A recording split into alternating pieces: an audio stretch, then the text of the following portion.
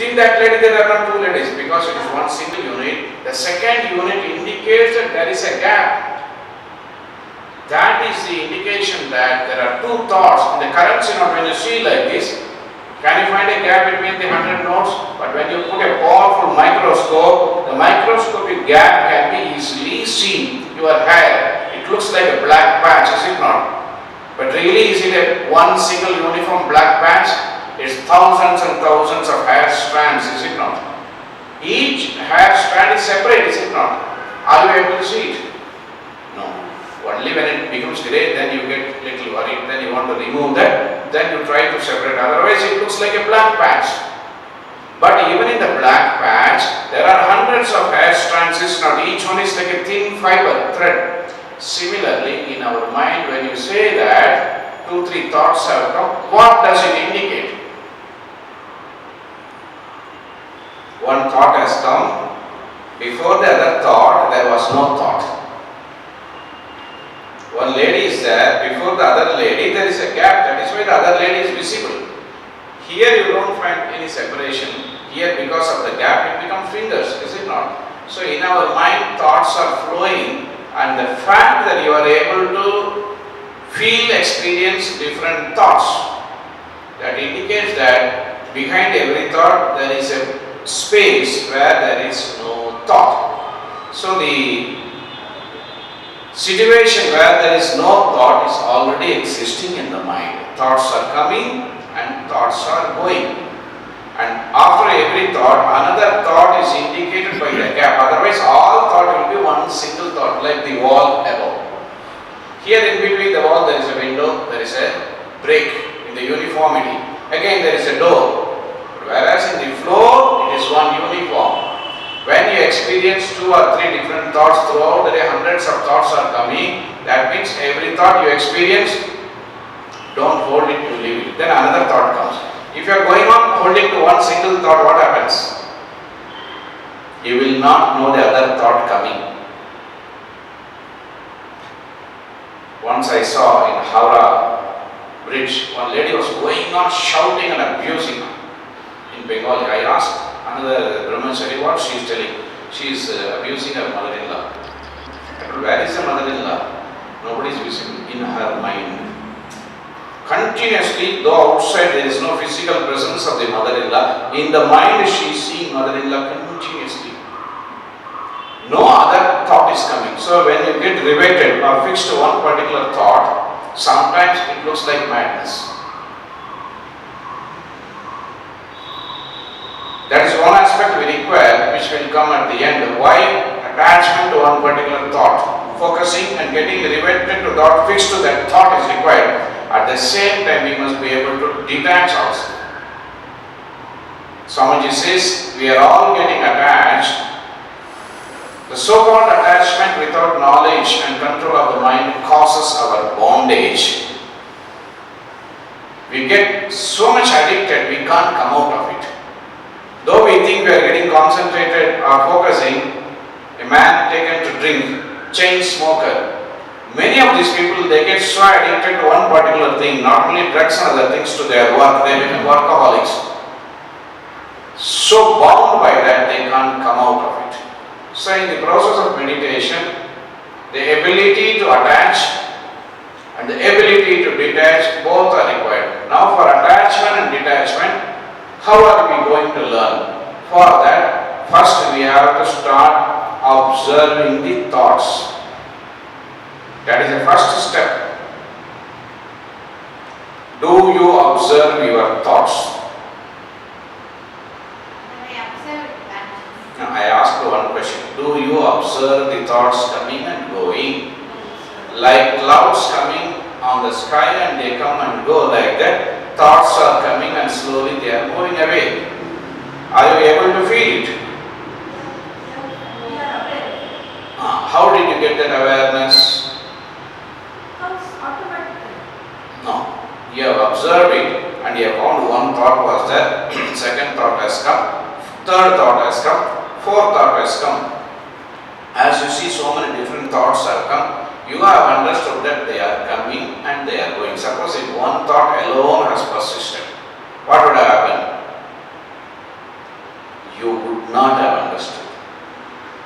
is it not? Because for understanding there must be the next thought, is it not? That is why the perfect state of concentration and the indication that you have reached the state of concentration is, Swamiji says, idea of time will vanish. When you are with one particular thought alone, you will not know how time has gone, because you are only with one thought. When the second thought comes, then the mind undergoes a transformation. You feel that movement has taken place. One thought has come, it has gone, second has come. This movement, according to science, takes place only in time. These are all very intricate, I will not go too much into that. Movement requires time, is it not? From here to there, 2 seconds. Physical time. Psychologically, they say there is no need for time. I am a dull fellow, how to become smart? The perception doesn't require time. Observing doesn't require time. It takes place in one split second. Sri Ramakrishna says, 1,000 years of room with darkness will not require 1,000 years for the darkness to vanish when you switch on a light or strike a match. Instantly the 1,000 years of darkness goes away. Similarly, when we start observing, we may not be succeeding. The attempt and the trial may be going on, but exactly when you observe at that time, instantly it takes place. Knowledge takes place instantly, is it not? You have to observe it. You have been solving a mathematical problems, half an hour it has gone by, suddenly it strikes, is it not? Oh, x equal to 22. That takes hardly one split second, is it not? In the mathematical problems, have you solved? I have solved it. From last 1 hour I have been trying, I didn't get the answer. Then I wanted to relax. Suddenly from the bottom of the mind, x equal to 22. That takes hardly a second. Perhaps at that time we are not even aware of the time. Now we will keep it in one side. Just keep the idea that movement is in time. One thought coming, second thought coming, they are all continuously moving one after the another. So as one thought comes, now you find how mind control is becoming very difficult, is it not? Technical understanding, though it may look little difficult and complicated, once you understand, you will find anytime any worry comes, the ability to look at that worry itself will dissolve the worry. The ability to look at the thought creating fear in your mind, if you can look at it in that particular fashion, that very look, perception itself will dissolve the fear. Otherwise, every attempt to control that fear makes the fear alive. Because the moment you want to control, the whole thing gets the nourishment of your attention, is it not?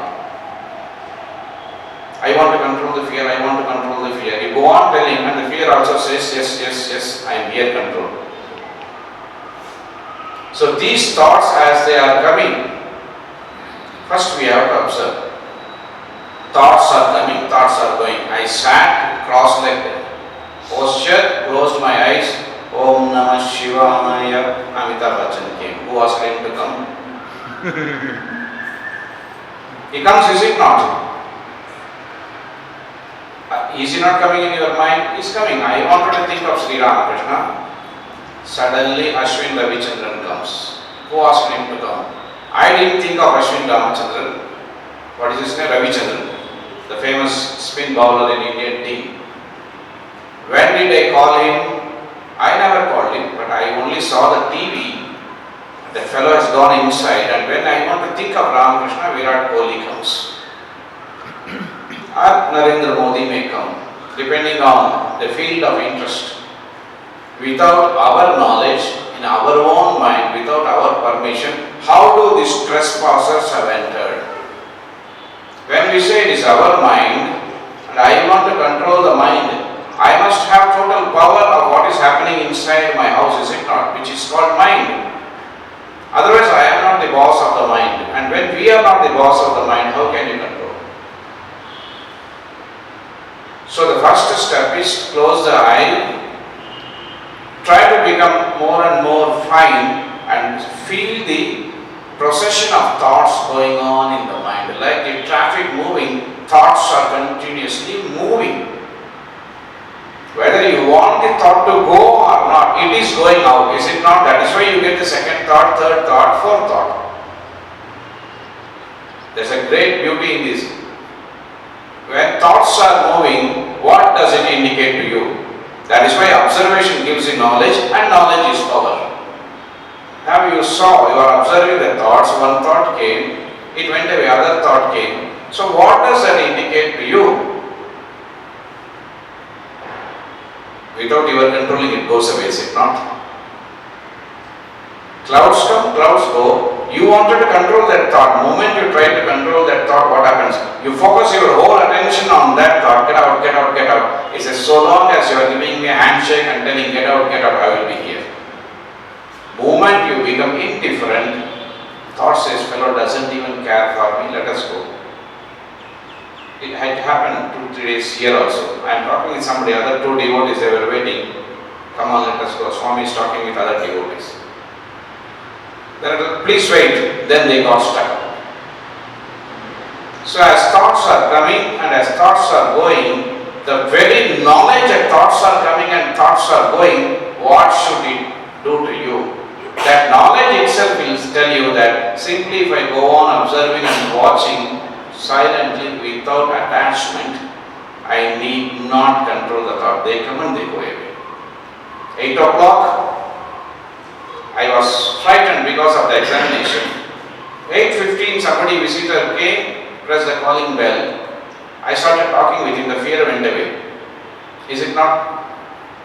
8:45, again there was another calling bell.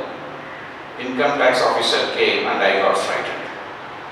So throughout the day, as you observe and watch, you will find we need not hold the thoughts or control the thoughts or give up the thoughts. They are coming and going. So where does the problem arise? That is where the play of Vairagya comes. Normally when a thought arises, when do we understand that a thought has come? When do you understand a thought has come?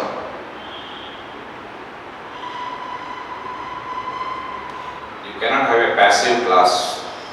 You think of something. No. When you think of already thought has come. Even other way thoughts are coming. I asked you one simple question. When do you understand that thought has come? When you observe it. No, that is a... The mind is active. It realizes that there is a thought. At that time you have already undergone the experience that a thought is there. I think When thought is gone, then No, that is a knowledge telling that thought is gone. The mind is not concentrated. when you are aware, when you are conscious. When you feel that a thought has come, by that time you have already undergone that experience. Is it not? it changes the way. When I saw teacher Veera coming there, before I could talk, I have already experienced that image coming there and my mind has taken that. Is it not? Taken that image inside. Moment I spotted you, is it not? Sometimes many of these thoughts come and go when you are sitting in the flight and you don't attend to those thoughts. Is it not? Otherwise for every thought I will have to get down. But in the sky you cannot get down and attend and execute all your thoughts. You simply keep quiet. Whereas if you are in the house and the mind says, have I switched off the gas, immediately you will run and check. Is it not? But when in the flight you get it out, have I switched off the gas, you cannot jump and go to your house. Simply you allow the thought to pass away. Is it not? But when you experience a thought first, and understand that a thought has come, by the time you have already got linked to that thought. Otherwise you will not know it. The fact that you understand that a thought has come and that you want to control it, is it not? Only when you understand a thought has come and you experience it, would you like to control, is it not? You were sleeping in the house, from the rear entrance, fellow came, he took away your jewelry box and he went away. You never attended it, is it not? But by that time you saw that fellow jumping inside the wall. Moment you attended, thought has come, you understood, you experienced it, then you respond to that, is it not? Your reaction starts, is it not? Will you not respond when somebody is entering through the compound wall? Will you not respond? There is nothing to think. Yes. When a thief is entering through the, normally people enter through the gate. Somebody is coming through the back door or back wall or rear entrance or jumping. By the time I say, already I have spotted the man, I have decided he is a thief, he is not a common man visiting the campus. Now already the process has started. So when that thought arises in the mind, it's on going at such lightning speed. What is our response to that particular thought when a thought arises? If we can understand our response to that thought, a great secret can be opened out for having a very good quality meditation.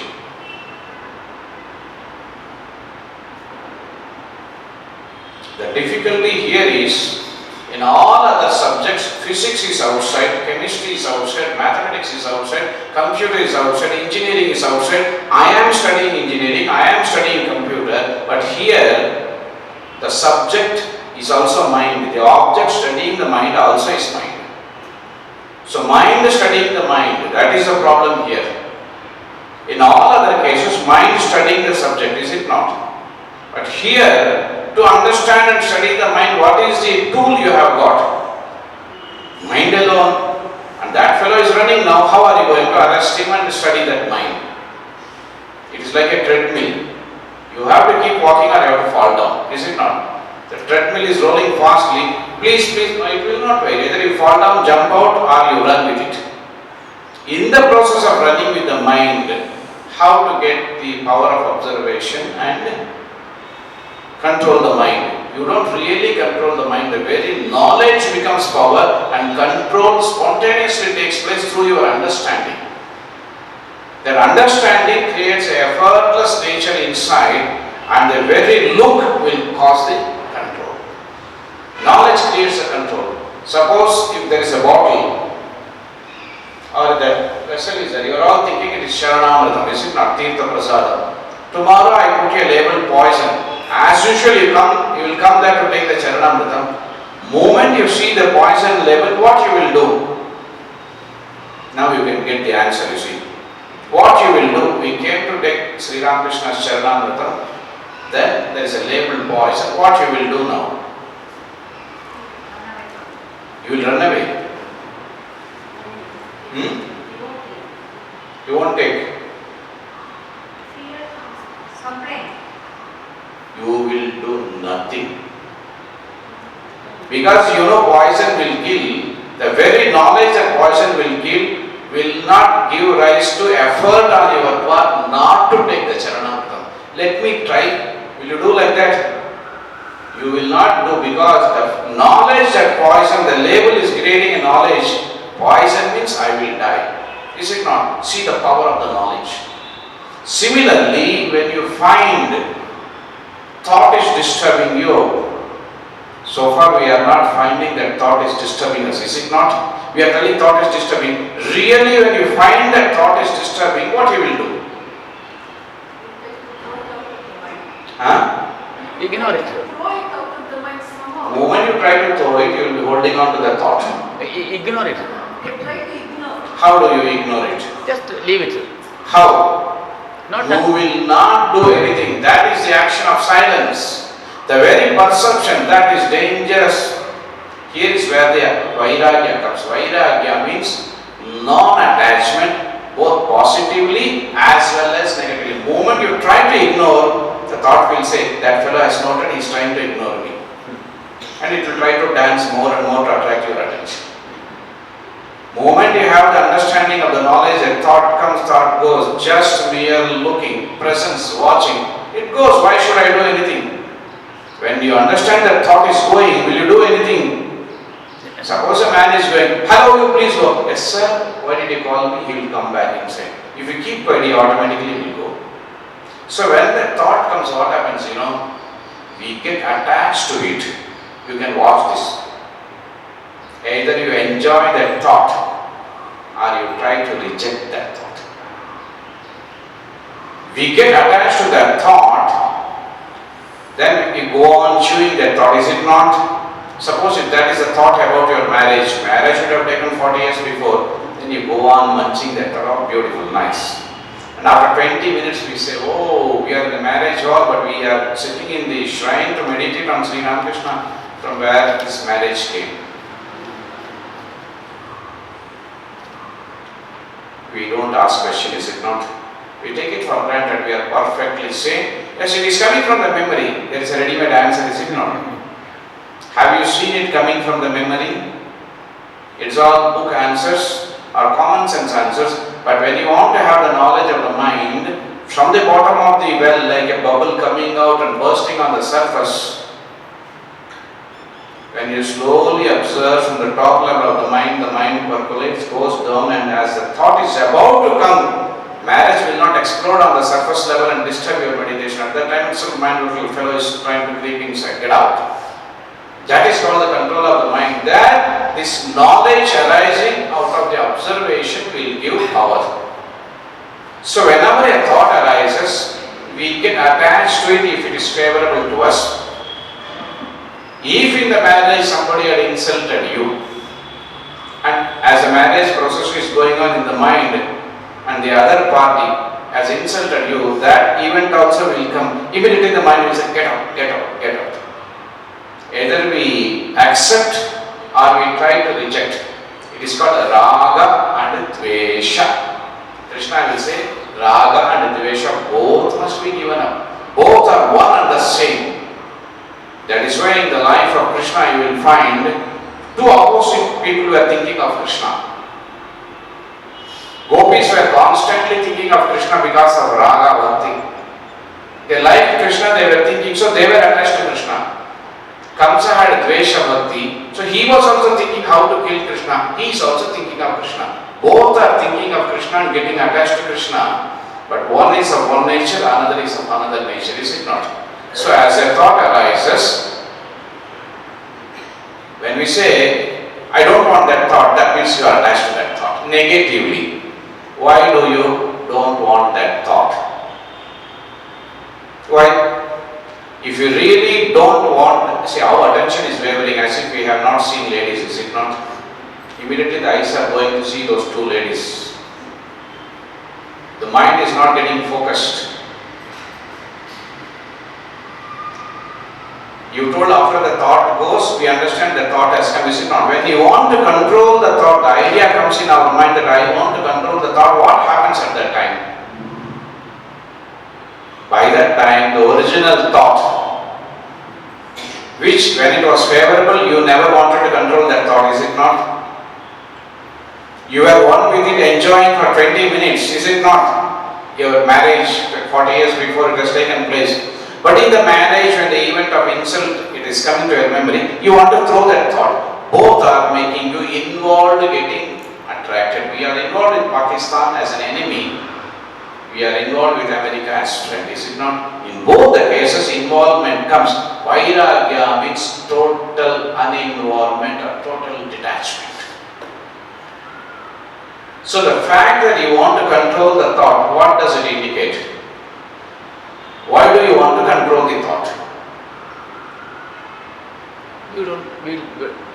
We are not liking it. Why?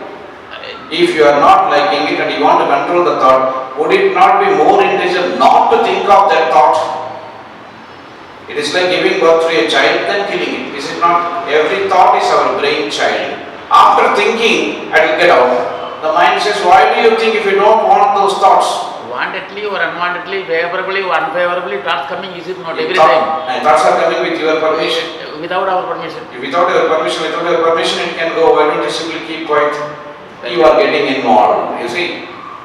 What a tricky situation. One side is favorably, wantingly, unwantingly. Wantingly it is coming or unwantingly it is coming? It is coming. Wantingly or unwantingly? That we do not know. So when you don't know, why do you bother about the mind? Ignorance. Why do you bother about the mind? Some thoughts creating problems. Who created those thoughts in your mind? This fellow, that lady, myself? Our mind. Your mind is yourself. So you created the thought. So you are thinking that thought or some devil is thinking thoughts in your mind. Who is the owner of that thought? Unconsciously and Who's unconscious? not coming with my permission. With your permission. Then why do you bother to control that thought? See, it's a all great trick of the mind. It has got its permission, you are not aware of it. Many things are going on in our body, Do you think it is with your permission or without your permission? Permission has been given long back. We have forgotten that. It's called mechanical action. Meditation is to transform that mechanical action into conscious action. In medical science, it's called atavism. We can't move our ears. Cows can move the ears, is it not? But we can move our tongue. We can move our ear lash. Vivekananda says every inch of our muscle can be moved, and it is moving with our consciousness. We have forgotten it. A, S, D, F, G. Now we go on sometime, we talk and type, is it not? In the beginning, were we doing like this? The beginning, as we are riding the scooter here, there, every time we will be looking. But after some time, what happened? Unconscious has taken possession of it. Meditation is to remain totally, fully conscious. That is why Swamiji said, teach yourselves, teach everyone is real nature. Call upon the sleeping soul and see how it awakes. Power will come, glory will come, goodness will come, excellence will come, and all that is good will come when that sleeping soul is awakened to self-conscious activity. We are all in unconscious flow, and that unconscious flow, when it is doing work in our mind, Krishna says, Atmaivahi Ripuratmanaha is your enemy. Sitting inside your house without paying the rent, he is creating disturbance, is it not? Atmaivahi Atmana Bandhuhu, when mind thinks a thought that I want. If I don't want a thought, why did I think and then go and control it? So in this watching, that mind is thinking thoughts, that flow is called mind, and whether I control or not, the thoughts are going on, coming, going, that is all. I am getting attached, involved, is it not? That involvement and attachment, why does it take place? First there is a motion, is it not? Movement of the thought. Then as the thought moves in front of you, there is an emotion, is it not? And when you get connected with the thought through the emotion, then there is a commotion. And that commotion is what we call our mind. And when there is clarity of perception, you will understand, I am putting my hand into one of the thought, picking up. Technically it is required. My car number I should have, my telephone number I should have. But why should I remember the past incidents and events in my life which are torturing me, is it not? 6th standard, the school teacher asked me to get up. Where is Taj Mahal? I don't know, stand up on the bench. Then I asked, if I stand up on the bench, can I know where is Taj Mahal? She gave another meeting. So this incident was over at that time, that's 40 years before, but it has got largely inside. Even after the external incident disappeared, they have not disappeared. They are inside the mind and they are coming. And as you watch these thoughts, you will understand thoughts are always from the past. It is like a negative, a photograph, and we give so much importance to the photograph. Photograph of my mother is not at all the mother. But we get so infatuated, so enamored with the photograph. Looking at the photograph, we go on imagining hundreds of things, is it not?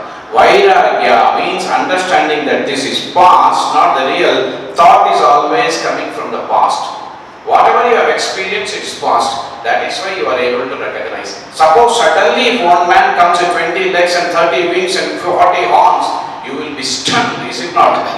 Immediately you will try to run away, is it not? Because uncertainty, I don't know, I have never experienced it in the past, thought is unable to capture it. In thought there is a deceptive, deceiving, cheating security. That is why all of us are holding on to the thoughts. When there are no thoughts, the freshness of the consciousness explodes, and we are not totally aware, not accustomed to that stillness. So moments, everything becomes still, we get frightened, is it not? That is why moment the mind is becoming still in our meditation. What happens to us? We doze, is it not? We sleep because we are experiencing quietness only during sleep. So moment we attain to some quietness, tranquility through japa and meditation, as soon as that wavelength of quietness comes, mind takes to the habitual layer of sleep. We are not aware that the memory of the sleep is coming as a thought and taking us. So as you watch these thoughts in operation, as it is working in action inside the mind, this will throw up knowledge. Thought is from the past. Moment I focus my attention to control, it becomes alive. Moment I keep quiet, it goes. And when it is automatically going, why should I go and give you a kick? Get out. Moment I give you a kick, emotionally I get involved, is it not? Suppose a man is going, if you try to push him back, sir, I am already going, why did you push me? Will he not ask? But if simply you keep quiet, he says already is going. So Krishna says, Prakritim yanti bhutani nigraha kim karishyati. Why are you trying to control? The very control itself is a mischief of the mind. One thought came, you didn't like it. Another thought comes, is control that thought. That is also a thought. And how long that thought lingers? 5 minutes, 10 minutes. As soon as that thought goes away, you forgot that you wanted to control the mind. Is it not? One experience is coming from the unconscious as thought. It is shattering you. Immediately you say, another thought comes, I don't like it, control it. When the thought about marriage, when the thought about your gold medal came, you liked it, you never say control it. Did you tell, I am honored with the gold medal, please control that thought. You will not control because you like it. So like and dislike, raga and dvesha is creating this communication between you and the thought. Moment you communicate, it will stay. But as you understand that this communication is creating problem, as thoughts will come and as thoughts will go, you just develop the sense, the faculty of watching. And in the process of meditation, in the beginning, as you go on watching, after 5-10 minutes, the whole thing quietens down. And as it becomes quietening, if you are not aware, you will fall into sleep. If you are really watchful, you will find thoughts have become quiet. Om Namo Bhagavate Ramakrishnaya, Om Namo Bhagavate Ramakrishnaya, go on chanting and put that involvement into this mantra, automatically you will find stabilization takes place. Like water in the deep fridge becoming frozen ice, the japa mantra and the concentration gets frozen, and due to your practice it will get solidified. And more it gets solidified, you will find your involvement in the form of vairagya helps you not to get attached to the thoughts either negatively or positively when it comes during your process of meditation. It will be going on. You will be just watching Sri Ramakrishna. 2 fellows went away. If I look at them, I will have to stop my talk, is it not? Now I have to continue. So the process of thoughts will be coming and going. They have quieted themselves. 1 or 2 will come. As you keep alertly watching, instead of biting your nail with your teeth, you see how suddenly it has gone like that. It's a practical demonstration, is it not? As you start observing, the very observation will give you knowledge, and that knowledge will help you in watching the mind again, and then you get to the point where you find that the watching the mind becomes quiet. As soon as it becomes quiet, then start placing Sri Ramakrishna there, that quietness. Then you will find slowly meditation taking place and everything gets solidified, and then the abhyasa comes and adds to this vairagya. So putting each other's hand on each other's shoulders, abhyasa and vairagya, like 2 friends, will take the process of meditation more and more deeper. Jai Shri Ramakrishna. Tomorrow morning is the last final class. Vivekananda blows in human relations.